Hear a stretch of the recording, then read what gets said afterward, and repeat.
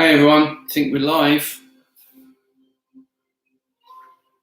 Hope you can see me. Just let me know if you can see me okay and that I'm not talking to myself. On the chat, we've got Joan. Hi Joan, getting your pooter, a nice one. Mike, yeah, good to see everyone. Hi Anne. Wait, Joan, Kelly's here as well. Great to see people in real life. Yeah, different. How are we all doing? See you here, thank you. Good. Can relax. I've not long got back to my house in Wales. Had lots of people to see and visit the last few days. And yeah, just got back. Not even time to make a proper pot of poo or a Joan, so you enjoy yours. Here's Josh, maybe KK. How you doing?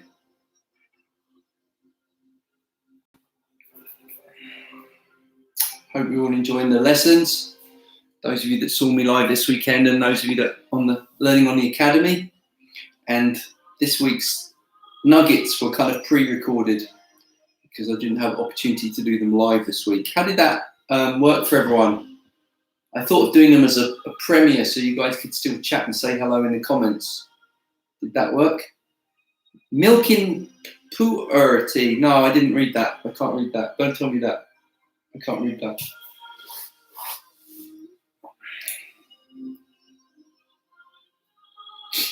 So tell me, did you guys, any of you guys done the nuggets this week? And did it work without me live? Was it all right? Because there may be some times in the future I'm going to have to do something similar when I'm traveling. So, have you? Yeah, I don't know. I'm just old school, Joan. I'm old school. It worked, but the chat wasn't much. Okay. Thank you for trying it out. I appreciate that. So I had not so many questions this week. Missed asking questions. Okay. Yeah. I like the live format. I like that aspect of it as well. So here we are. Maybe we can think of something to do with the Academy students as well using that kind of a format because most don't go on the Zoom lessons, so people are too busy following the practice. Well, yeah, maybe so. So, right, where was I this week? I've had a question from Kelly and some questions from Josh. Thank you for not letting me down. Yeah. Yeah, can't chat while doing the forms. Kind of was the point of this waffle, really, wasn't it? So we could just, you know, we haven't got the pressure.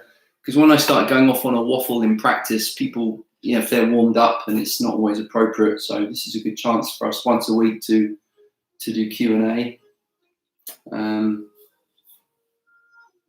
albeit by text rather than face-to-face like Zoom. It's surprising how few people actually take advantage of the Zoom lessons, but there it is. Okay, I'm going to start with Kelly's question. And everyone else, just chip in if you want to ask anything or add anything. Just chip in. This is a waffle. It's not a lecture. It's interactive. Okay. So Kelly's question, which is a reasonable question, but I'm going to explain a couple of things afterwards. When you're learning Tai Chi, given that martial Tai Chi is about sticking and moving with the opponent's energy, which is correct, how did you go about integrating that with the Gong Fu you knew already? That seems to me to have different underlying principles where you might meet force with force. It's a good question, but I think it's not necessarily the correct assumption. Almost every book you will buy in English on Tai Chi has this bit about, oh, unlike other Kung Fu styles that meet force with force. And I think that's just a bit of marketing on the Tai Chi point of view. All correct martial art will have hard and soft. So, for example, if you're pushing hand with a child and you can just push through, why would you yield? You don't need to yield. So it's the same with water, right? So water, they say, is the softest. So the Tai Chi pushing hands is often talks about water, right, as an analogy.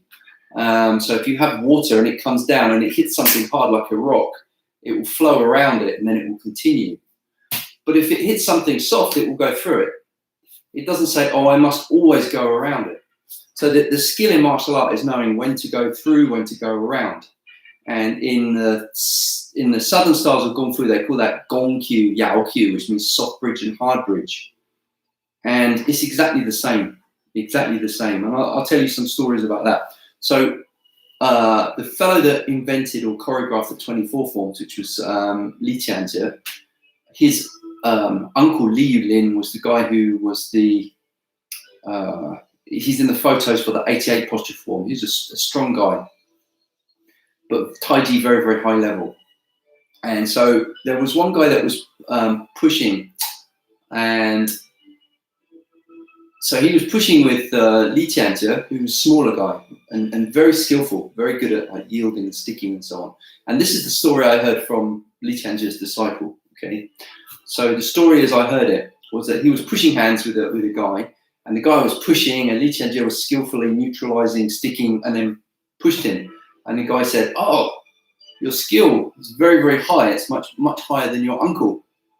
𝐿𝐷𝐷𝐷𝐷 was like, "No, it's not. My uncle's Kung Fu is better. Like, why do you say that?" And he said, "Well, when I push hands with your uncle, he just pushed me over, right? When I push with you, you have to use like, you're really sensitive and you use skill and so on. And I didn't feel much skill of your uncle. He just pushed me." And 𝐿𝐷𝐷𝐷𝐷 just said that, "Oh, that's because he was stronger. He didn't need to yield, right? You don't need to use the neutralizing if you can just push through." If you'd seen him against someone who was even bigger and stronger, then he would have used his neutralizing skill, which he said was even greater than mine. You just never felt it. Doesn't mean it wasn't there. I don't know if that makes sense. So a lot of the books on Tai Chi, they have this idea that you must always neutralize and you must never use hard style bridge, which is incorrect. And the idea that, oh, Kung Fu hard styles just go straight through like butting rams and never redirect and never use a soft bridge is incorrect. I think the difference, to answer your question, Kelly, is more to do with the order with which they're trained. So, for example, a lot of the Shaolin systems will build a strong, sturdy external body first, and then start. So, that, hence the strong first. That's a school of strength. They have the same idea: strong first. Then, when you're strong, then you will start learning the more subtle skills. And in Tai Chi, they tend to do it the other way around. They start very soft and very relaxed and learning, sticking, yielding, and then later they learn the harder, the kind of martial skills, the more solid. And so that it's, the mastery is like going round the complete circle, but at the beginner's level, you're starting on the opposite side. So they seem contradictory, but they only seem contradictory from like the beginner's perspective. As you go around, you'll see that they all have all of it. So there's nothing that contradicts. I can see why I asked a question. It was a very valid question. It seems like, what do you do? You know, like one part of your training is say to do one thing, and another part of your training and there's a contradiction. And I think there is a danger of that when you train conflicting kind of systems or conflicting principles, but really there isn't. The 𝐿𝐷𝐷𝐷𝐷 is about somebody punches you, you move out of the way. Number one, get out of the way. Number two, attack the weak spot that's open. So when a person throws a punch, they usually have some kind of weakness. 𝐿𝐷𝐷𝐷𝐷 idea, get out of the way, hit the weakness, whole body power, on. Okay, so it doesn't use sticking. So that's one thing. What if it doesn't work? You crash, or the person comes in, or you don't have space, and now you're in a clinch whether you like it or not. Now you need to neutralize, and then 𝐿𝐷𝐷𝐷𝐷 tend to use a lot of the wrestling, 𝐻𝐸𝐺 wrestling techniques, which are really very, very similar to the Tai Chi. Where I think Tai Chi excels, where I personally like Tai Chi, is the idea of unbalancing someone in order to hit them. I really like that. Because most arts, I've seen arts that kind of throw a punch to cause someone to kind of react and then set up a throw. Tai Chi often kind of does the other way around. It'll throw unbalanced to create a moment, and then it will strike. And I think that's really good. And I think that works really well in a self-defense or MMA type environment where you have fingerless gloves. So that's my personal. But you know, if you're a part in an MMA fight where he goes, "You ready, go," you're a distance. You can't just walk up and start doing pushing hands. You have to get there. So there's two ways. You either get there actively, or you let the person come to you and then tie them up, something like that. And people make it like that's a really, really high level skill, but actually, I don't think so. I think if you watch fighting, if you watch boxers, and one of them gets really rocked, they'll hold on, they'll clinch. It's like human nature. Like when you're rocked, when you're not sure what's going on, you hold on, you hug, you'll clinch. And then they tie the other person up, and guess what happens? The referee comes along and says, break, and then they tie up again, and the referee says, break. And while that's happening, hopefully you're getting a bit of a breather and getting your senses back, and then you're back. So Tai Chi is what happens when the referee doesn't say break. You've tied up. Now you can use the Tai Chi. So it's very organic. That's my answer to that one. Great response. You're welcome. So any questions come from that, guys? Type out. Ask away. Josh has sent me some. Thank you for not letting me down on this one. You have some waffle questions. There's a few of these. I think it's Josh. It might be KK. I think it's Josh. So, comments on Hongar's shadowless kick. Funny enough, I don't know whether, hi Christine, I don't know whether you're familiar with Pavel Matzek's Practical Hong-Kong website. I don't know if you've been on that. Let me know if you've checked that out. So he has an article on no shadow kick on that. And what happened was we went to visit some masters from the, because the 𝐒𝐿𝐴 𝐸, so the 𝐒𝐿𝐴 is from the Wang-Fei-Hong lineage. And when I was in Hong Kong and China with Pavel, we did some research on this question and we interviewed some masters. Wang-Fei-Hong's wife's student was one person and some other people that we interviewed. So the movie version is his kick was so fast that it didn't have time to cast a shadow. So that's what no shadow kick means. It's so fast, no time for a shadow, which is really cool. And it's good in the movies, right? So what was that in real life? Okay, so yin means shadow, also means shape. And it also means the idea, or in Western boxing, they say no telegraphing. They say a non-telegraphic punch. So if I want to punch you and I wind it up first, in boxing they say, oh, you're telegraphing it. So you're letting the guy know. If you just throw it, bam, without any signal, that's a non-telegraphic punch. If you apply the same thinking to the kicks, so my kick goes directly, boom, straight up to your groin, like no preparation, no seeming, no cues, just direct from the ground up to the groin and back, bam. They would call that one 𝐒𝐿𝐴. The other thing was the fashion at that time in China. They used to wear the 𝐂𝐚𝐧𝐧𝐞𝐥, the long clothes, and so the kick is hidden underneath the clothes, almost like a skirt. You've seen the long robes like you see in the Kung Fu movies. So you would use that to hide the kick, so it would come underneath, boom, out and back before the person had a chance to react. Yeah, so that was the original meaning of the 𝐒𝐿𝐴. So it had no shadow because it was hidden under the skirt or under the 𝐂𝐚𝐧𝐴. Organ-seeking kick, yeah, right. Yeah, so that's, as far as I can tell, that was the original meaning of 𝐒𝐿𝐴. Second question, thoughts on striking with ball of foot versus other foot surfaces? So Muay Thai use a lot of the ball of the foot, and most Kung Fu, especially Southern style, use the heel. And the answer is, again, depends what you're trying to do with it. If I ask you to kick a door down, would you use your heel? Especially if you had shoes on, would you use your heel or would you use the ball of the foot? If I said kick this door down, I think pretty clear you'd use the heel. I think almost everyone would agree the heel is a more powerful weapon. So if you're using it with that kind of kicking a door down, then heel kick all the way for the win, as they say. But the way they use it in Muay Thai, they call it teep, and that's more like a rangefinder or a jab where it goes direct. So it goes with the ball of the foot. In the traditional Chinese Kung Fu, they do that with the toes. So the tanhui is with the toes. And with the shoe on, you can see it's even more effective than the ball of the foot because it has more reach, more range. So when someone goes to punch you, you use the foot like a jab. You can't see. Ball of the foot. Bah, bah. And so what we'll very often do is use that lead leg, ball of the foot, and then come in with a more powerful rear leg kick. So that's my answer to that. My feeling is ball of the foot is better for a jab, for a rangefinder. You can just pop it into the especially around the hip or the abdomen. It stops someone in their tracks before they can punch you.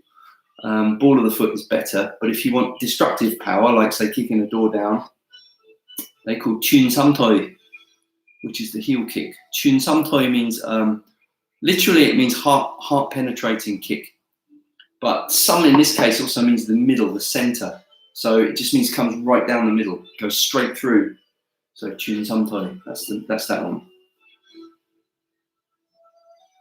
Third question, thoughts on using martial arts sets as moving meditation, not only slow but higher speeds? Seem to be two different things, doesn't it? Doing it fast and doing it slow.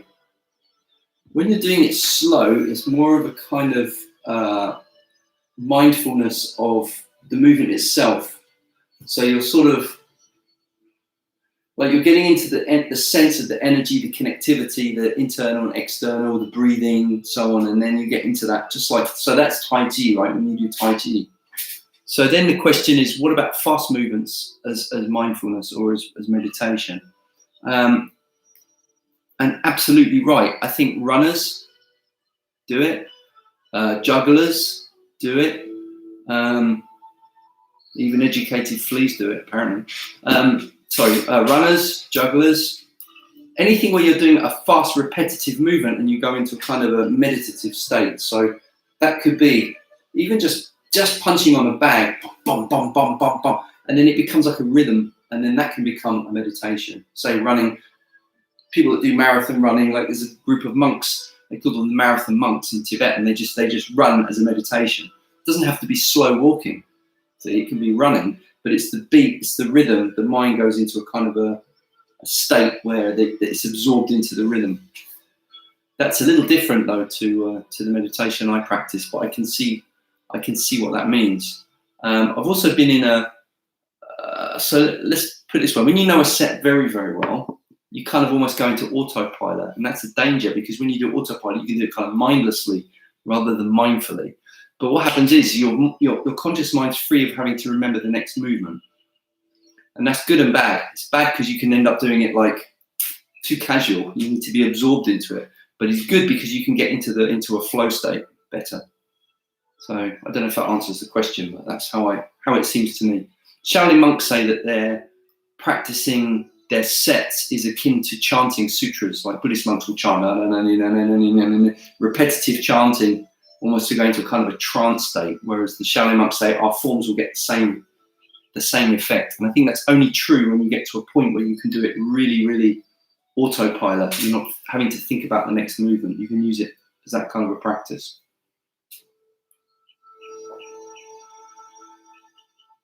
And that brings me to the next question, perspective on flow state and ways of attempting to achieve it. I should really probably prepare this answer, because I've literally just got these, so I'm just answering it off the cuff. I think I need to do a little bit more of a thought about ways of attempting to achieve it. It has something to do with the right balance between effort and effortlessness. The flow state is when everything just kind of falls into place, and to get that, you have to be physically, mentally, emotionally, everything has to be synchronized, totally in harmony. Everything's just working together. So generally, you only you notice something when it's wrong. Like if in terms of your human body, if you're aware of your heart, or you're aware of your kidneys, or you're aware of your stomach, that's indigestion, or that's a problem. Yeah, whatever you're aware of, it usually means something's not right. In the Taoist, the idea is that they say the perfect ruler, the people don't even know they're there, right?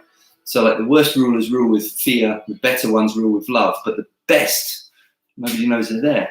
And that's how it works. If everything's perfect and it's doing its thing, you don't even notice it. So now imagine that happening. So we tend to think, right, so our body's doing its thing, that frees our mind now, train your body, free your mind, right? So now my mind's free to think, right, where's my opponent, where's he passing the ball, if it's like a sport or something, what's going on with the field. But then there's another level where even that becomes completely intuitive. And then all these levels just kind of stack. So there's complete congruence between all the levels, and everything just acts, and nothing needs conscious direction. Tips for achieving that. Practice. A whole lot of practice. Yeah. But practicing in the right conditions as well. So you can practice in one condition and then choke in a competition or something like that. So you have to be able to access the same mind state from practice into a competition or into combat, depending on what your interest is in. Ball of kittens. It would be interesting to find out what happens to the brainwaves during that level of martial arts. Maybe you get delta waves. Maybe I'm not aware of any. I'm not aware of any research. One of the guys that was doing the early experiments with brainwaves in meditation, I know he went up to this Tibetan Lama, and he said to the students, like, "I'm going to put this on his brain, and if he reaches a really high level, we're going to see this shape, which is delta waves." And the students were like really like, "We don't believe in it. That sounds like rubbish." And then when the monk entered the state, and then it gave the perfect curve, the student said, "Oh, look at that! It does work." And he realised that it wasn't the machine that was testing the monk; it was the monk that was verifying the machine to the students. So they believed in the monk, not the machine. It's interesting, different thought process, right? Hard to do an EEG when doing forms. Yeah, I know, but there are some interesting states, Kelly, of MRI. This was before they did fMRI, when they just had normal MRI scanners, and they had people visualizing. In this case, check out a program called The Dancer's Brain. I think it was BBC, and they had these dancers, and they were going through their routines. And so one of the things that was interesting was that when they were going through a routine that they had recently learned and they hadn't mastered yet, it used a very different part of the brain, ones that they've been doing for years and they knew like the back of the hand. It was a totally different area that lit up. So that's interesting. Lost me? Am I back? Can people hear me now? Anyone else lost me?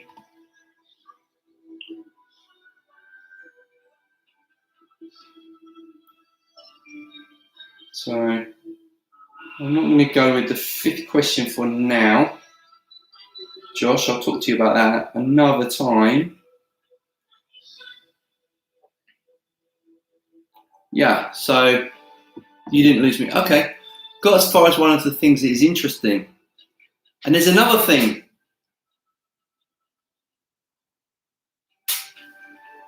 Didn't work. Okay here, but not live now. Okay. What you can do is you can see the smoke in the background on the incense. So if I freeze and the smoke's moving, it's me, it's my brain. Guys, any other questions? Hit me up. We have, what's the time? We've got 20 minutes.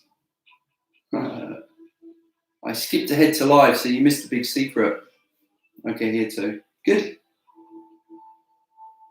Probably your reception, Joan. I think my internet seems to be working pretty well now. It was ropey for a few weeks because we had some corroded bits, but it seems to be working fine now. Any other questions? I've covered all the questions I've been sent. I think what I might start to do, something a little different, is maybe prepare some, if I have some more time, prepare an article and then do a waffle about it. That might be a bit more structured. I've been kind of winging it for a while, haven't I? So perhaps a little bit more structured next time. Pleasing to see the impact. Well, was it pleasing? Absolutely. It blew me away, actually. There's several things that blew me away about it. And one was just how much it was possible to get online. For those of you who didn't know, I did some workshops, and some of the students that I taught, I had never taught in the flesh before, and some I've been teaching for many years in the flesh. So it was a big mix. And some of the people had only learned online. And some of the people, I can think of 3 examples of people who really had the set for how long they've been training it, as well as people that had learned face to face. So I was more than pleasantly surprised. I was also pleasantly surprised because I always suspected that more of it comes down to, all right, you need to be taught it. If the coach is showing you wrong or the sifu is showing you wrong, you're in trouble because you're down the wrong path. But I mean, I'm assuming, not to blow my own trumpet, but assuming I'm teaching correctly and the course is well thought out and structured and so on. The rest of it is down to mainly how many hours you spend practicing. Okay, and the thing about the online is you can freeze frame, watch it again, you can repeat the lessons, see it from different angles, slow it down, and repeat, repeat, repeat, repeat. And the skill comes from the repetition. So, I mean, I'm talking about certain things here. I don't think watching me is going to make you sparring very good, for example. That's something different. But there are ways I can teach that online as well. So, providing you have some partners to practice with, by having certain games, gamifying the play and teaching you to feel and react and so on. And then even that, I think we can get some really good results with. But at the moment, especially because of the lockdown, all the teaching has been geared to solo practice. So I'm only really assessing the solo part of 𝐻𝐸𝐺 or 𝐏𝐻𝐿. And from what I've seen, very pleased, really pleased. I think I'd have been quite, if I couldn't go back to it with good faith if I didn't see it was working. You know, I just wouldn't be able to do it. But the fact is it works. No doubt in my mind. Any connection between the meditative state and ASMR? You'll have to help me out there, Joan, I'm sorry. I'm not familiar with the terminology ASMR, sorry. Yeah, there's lots of areas I don't really know about. I only really know the Kung Fu, Tai Chi, Buddhism stuff. Everything else, you have to help me out. Yeah. Kelly, when I did your lesson, when I did your private lesson and I was pushing hands, I wasn't sure what to expect. I wasn't sure whether you'd internally connected it or whether it would just externally look right. But 100%, you did extremely well. That was brilliant. It's a sort of buzz people get from sounds. You can find videos about it. So I can't answer that because I'm really never heard of it. So head buzz. I'm not familiar. Sorry.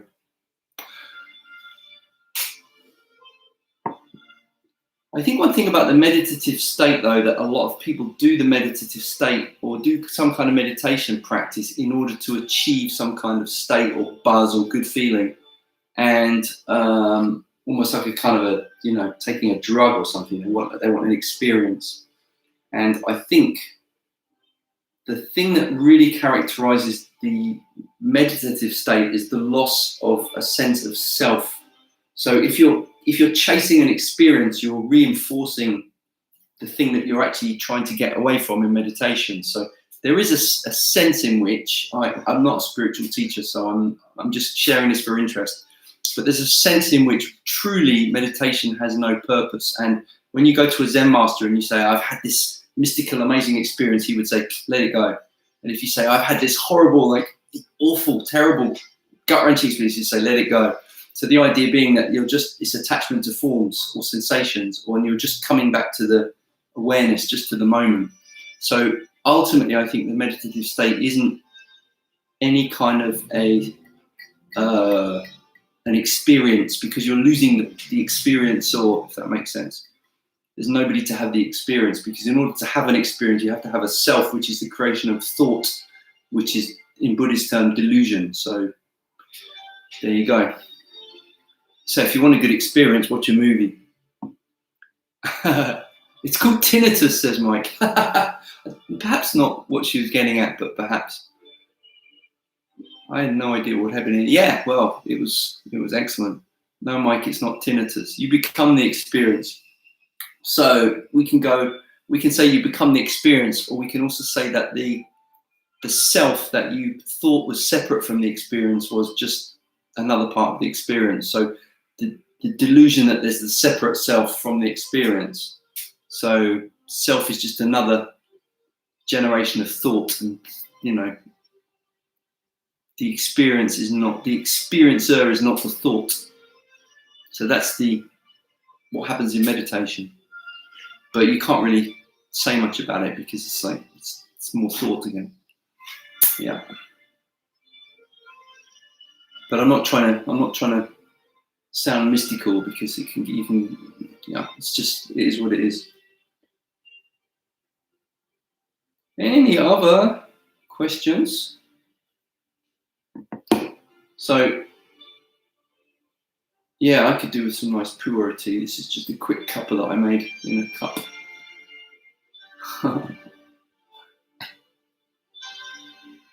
I've run out. I've lost the flow state, guys. Help me out.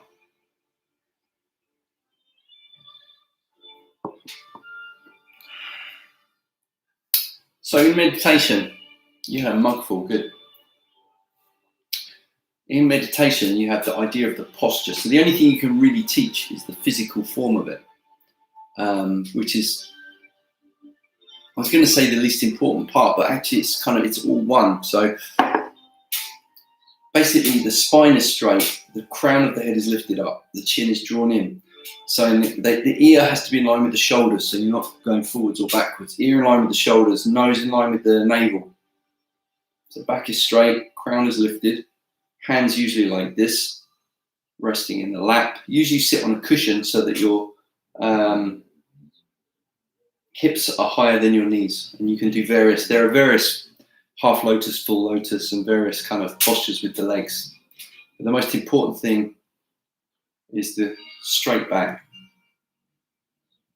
And then, of course, any kind of subtle change in posture, if you start to become sleepy, if you start to become agitated, the mind and the body are connected. So when the body is perfectly balanced and you hold that position with no attempt to do anything. So I'm not into kind of, mantras or visualizations or anything like that. Simply sit. Usually do it in front of a wall, because in the Kung Fu is from the Bodhidharma, which the legend says he sat in front of a wall for 9 years. So you're just facing a wall. I don't think that means he never got up for 9 years. I think he maybe had some kind of regular practice for 9 years, right? And so you're facing the wall, and then you're basically facing whatever's there, thoughts, emotions, feelings. But the key thing is that you're not judging them, labeling them, chasing after them, pushing them away. None of that. It's not that you're trying to make your mind a blank. That's a misconception. You're not trying to stop.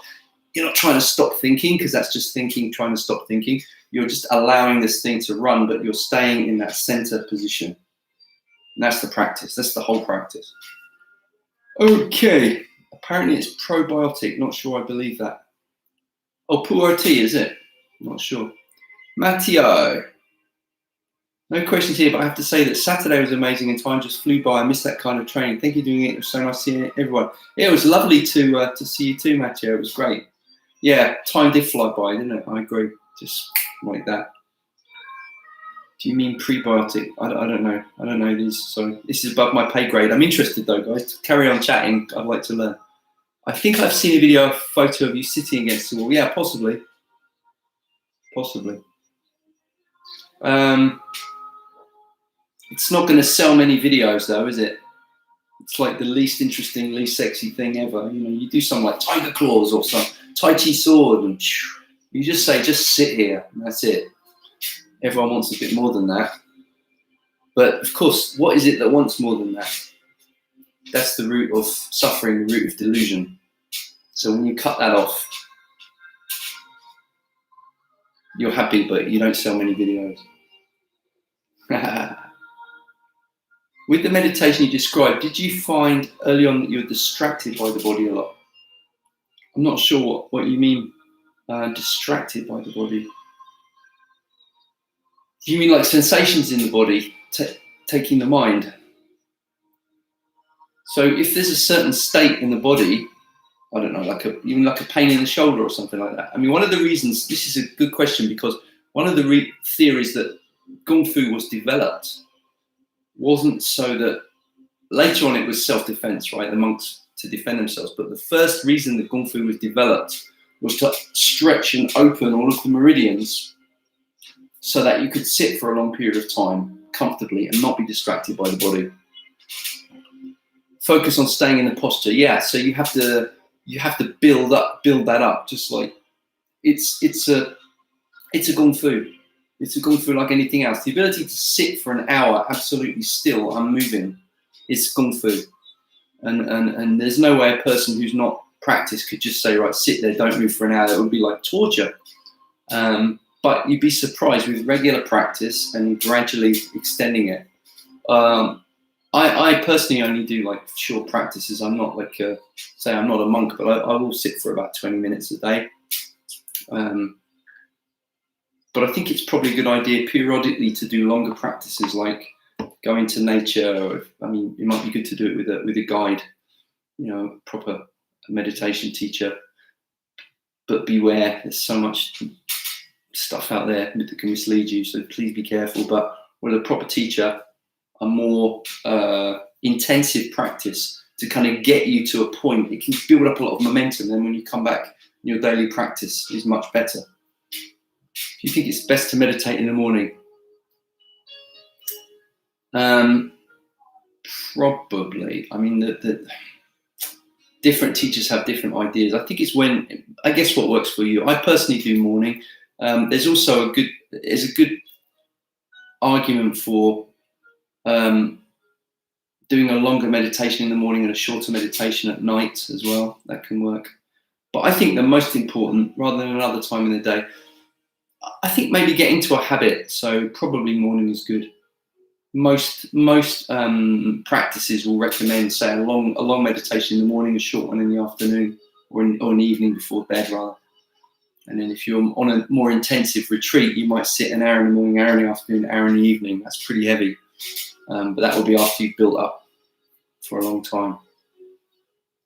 But focusing on staying in a posture is something that comes with practice. So there is some, what's the word? There's strengthening. Say it is Kung Fu. You know, the posture, the connection, just like when you do your Tai Chi, right? If you're doing a standing Qigong to start with, your arms get tired in a couple of minutes. And then when you've been training for a few years, you find 20 minutes is really nothing.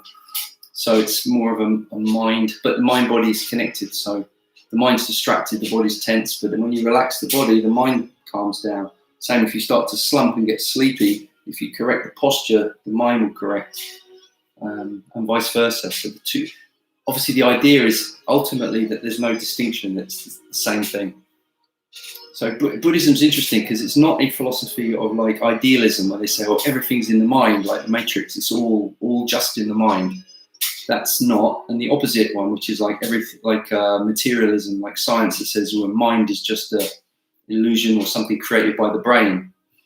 So you have one philosophy that everything is mind, and then another philosophy that everything is just material. And Buddhism is neither. It's like the two things are absolutely intrinsic. They're both true. They're both equally true. Yeah. Any other questions? But again, I'm stating that I'm not a monk or a meditation teacher. I can teach the practice, but here's the thing: when you go on with the practice and you deepen in the practice, things come up which are very personal because you may have certain experiences, certain traumas, mental, emotional, physical, that are released through the practice. That's why you need an experienced teacher to kind of guide you through it. Someone who's been through the mill, so to speak, and who's not freaked out. So, you know, that's why you need someone who's like really, preferably, 10 years in a monastery or something. That would be perfect to guide you, rather than someone that's done a weekend mindfulness course or something like that. They take away all the tradition and they did the same thing with acupuncture, and just reduce it to dry needling or something. And yeah, okay, you can have good effects. I'm not saying it's not good, but then when you hit a problem or you hit something it can't deal with, you don't have the foundation understanding of why it doesn't work, how you can change it, what to do when things go wrong. That's what's the really important stuff. So beware. In class, I find I get affected by other people wobbling postures. Is that normal? Yes. There's something called mirror neurons in the brain that when you see somebody else do a movement, your brain maps it. So yeah, if you see someone wobbling, you're going to wobble. You see someone yawning, you want to yawn as well. There's in NLP they say states are contagious. So whatever, because you see, the physiology affects your mind state, just like I was talking about. So if you see someone who's angry or something, they'll have a certain physiology, and your brain will map it and copy it, and then before you know it, you'll be feeling the same emotion as them. That's why it's really hard to be around people that are very negative or angry without becoming affected by that. One way around that is to practice, some qigong, some shaking, return to the state and back away. When I was doing clinic, I'd have to frequently leave the treatment room, rebalance my own energy and go in. Otherwise, you end up becoming as sick as your patient. So that's really important. But yeah, other people wobbling is quite normal, Mike. That happens in singing postures as well. Yeah, so Josh, I really think the distinction between all the styles is really just Not true. I mean, posture's posture, right? Zingy, what's the stuff they talk about? It's the same, the internal connection, it's the same stuff. I think there's only really two kinds of martial arts, like good and bad. I really think I'm interested as well a lot of the time in what things are the same rather than different. So people tend to be more interested in the differences because it makes them special. Our style, we do this and nobody else does it like that. But I'm more interested in, well, what's the way everyone that is effective does it? Like, see everyone who's winning and see, right, what are they doing? What makes that work? What makes that tick? If you're talking about fighting, well, of course, we train martial art for different reasons. If it's for spiritual practice or for happiness, then that's a reasonable question to ask. Is if you've got some so-called meditation teacher that's like screaming at their kids and getting freaked out in traffic, how effective is that? Right? It's not just something you do when you're sitting, it's something you should carry into your life, which is why I say I'm not a meditation teacher, because I've got a whole heck of a lot of work to do. You know, from running a business, raising a family, teaching martial art like 6-7 classes a day for many years. Now I have to kind of, lots of stuff to kind of work through. So I'm kind of at the other point now where I'm trying to get back. I don't watch soaps because it's full of people with angst. Yeah, Mike, so that's one thing. As you get more into meditation, you find all this drama stuff has like got very little appeal anymore. Really, it's like, why would you need that? People are attracted to those kind of drama stuff because it gets them out of their own mind state. They're not comfortable with their own self, so they need all the time to be out there in these dramas, and they're really horrible and they're really nasty. Yeah, I agree. I see bits of it occasionally, like when I've gone to someone's house and it's on the TV or something. It's just like, it's really not nice, is it? Random thought: would you be interested in doing an acupressure online course? Never thought about it, Kelly. I could give it some thought. Chances are there's probably ones out there already.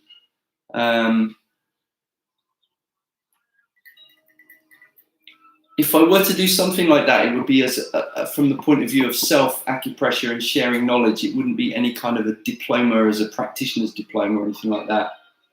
I wouldn't want to do that online. That would need to be face-to-face. And you need to be able to check that people can find the points properly and they know the contraindications, because certain points could be not beneficial in certain people at certain times. So you need to know some of the background of it. But yeah, but it's a good idea. Acupressure online course. Let me think about something like that. Mike, it seems drama's only drama if it has murder in it. It's interesting, right? But I actually quite enjoy watching some of the murder mystery dramas. Not the actual violent stuff, but the kind of the more the whodunit and the mysteries and stuff. I kind of like those. But more for the sort of, you know, the story and the characters, but not the actual. I like the Chinese kung fu movies because it's not real violence. It's just entertainment. It's just dancing, you know. When it's too realistic, it's horrible. Yes, I meant self-acupuncture maybe focus on sports injury. Yeah, possibly. Columbo's awesome, Joan. I love Columbo. Imagine him correcting your kung fu. That's really great, but there's just one thing, ma'am. There's just one thing. That's the same as the Zen master. I reckon Columbo's found the one thing. Middle class murder. Yeah, that's right, man. It's kind of sanitized for us, right? It's kind of like buying a steak from Tesco's. You never have to see the cow. Little things bother him. Oh, that's true. Yeah, you're right, Joan. So maybe he's not enlightened. Otherwise, little things wouldn't bother him.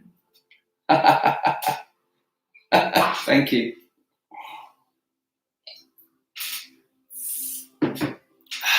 So, exactly. Yeah, well thought out.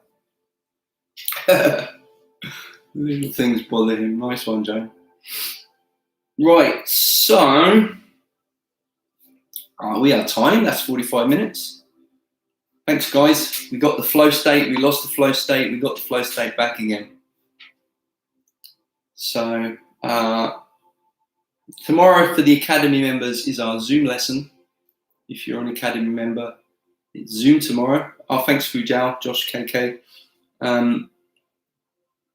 Yeah, tomorrow is Zoom. So anything you want to go over, you can ask, or if you want me to check your forms or your movements, you can do that tomorrow. Thought-provoking waffle. Thanks, Dan. Appreciate it. 50 times 24 kg. I don't understand what that is, Joan. Fab. Thanks. Good waffle. Thanks, David. While listening. Ah, see. Good. Okay, cool. Nice one. Good work. Okay, so I guess I'll see you guys in Zoom tomorrow. So thanks for all those of you that are Academy members. If you're not, then no problem. Send me some questions for next week.